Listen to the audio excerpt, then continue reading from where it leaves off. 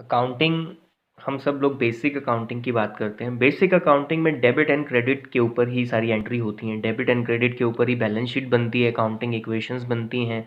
और सवाल आता है कि सर डेबिट प्लस होता है कि माइनस होता है? तो देखिए, डेबिट जो होता है वो हमारा माइनस होता है और क्रेडिट जो होता है हमारा प्लस होता है, लेकिन इसके रोल चेंज हो जाते हैं। अगर हम बात कर रहे हैं पर्सनल अकाउंट की, तो डेबिट हमारा क्या होता है, माइनस होता है, और क्रेडिट हमारा क्या होता है, प्लस होता है। अगर हम बात करते हैं रियल अकाउंट की, तो रियल अकाउंट के केस में डेबिट जो होता है वो हमारा प्लस हो जाता है और क्रेडिट जो होता है वो हमारा माइनस हो जाता है। ठीक है। और तीसरी बात करते हैं नॉमिनल अकाउंट की, तो नॉमिनल अकाउंट के केस में जो डेबिट होता है वो माइनस होता है और क्रेडिट जो होता है वो प्लस होता है। क्यों होता है ये भी जान लेते हैं कि पर्सनल अकाउंट क्या कहता है कि पर्सनल अकाउंट किसी पर्सन के नाम से होता है। पर्सन आर्टिफिशियल पर्सन भी हो सकता है, रियल पर्सन भी हो सकता है। तो पर्सन जब कुछ बिजनेस को देता है तो हम क्या करते हैं, उस पर्सन को क्रेडिट करते हैं, यानी कि उस पर्सन को प्लस करते हैं। और पर्सन जब हमारे से बिजनेस से कुछ लेता है तब हम उसको माइनस करते हैं, यानी कि डेबिट करते हैं।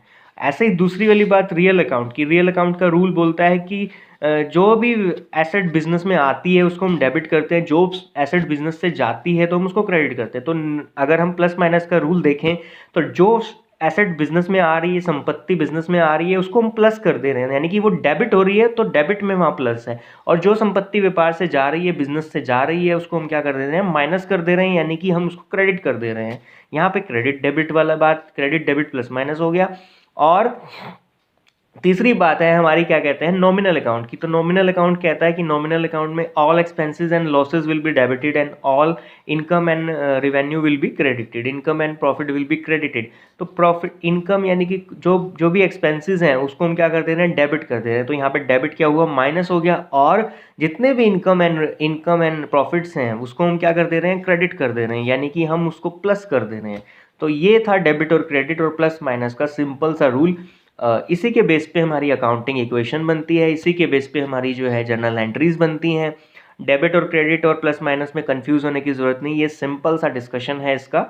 आप इसको ध्यान में रख लीजिए, कोई दिक्कत नहीं आएगी। अकाउंटिंग इक्वेशन बराबर बनेंगी, balance sheet projected financial statement बराबर बनेंगी, सब चीज़ें आपकी इस स्टेप बाय स्टेप ऐसे तैयार होती चली जाएंगी। Thank you, thanks for watching.